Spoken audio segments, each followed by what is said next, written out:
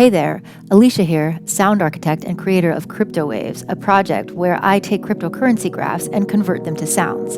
Today I wanted to answer the question, what does it sound like to go to the moon? I started out by looking at its graph on TradingView. So with a little bit of photoshopping, I cleared it up and turned it into a PNG, and then imported it into wavetables. You can really hear the spike. It's a super sparkly, cool sound. This one starts out with a basic DOGE wavetable. I found a little spot in it that sounds great and dressed it up with a couple of effects. Added some white noise. Put it through a couple of filters.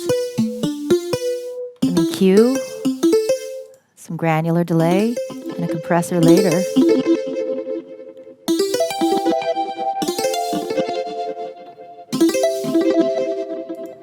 This one is a favorite called Bubbles. A little different place in the wavetable and the format, going into some cool filters. And again, putting a compressor and a phaser. Here are some strings I made out of 2 copies of DOGE. And finally, I couldn't resist importing the face.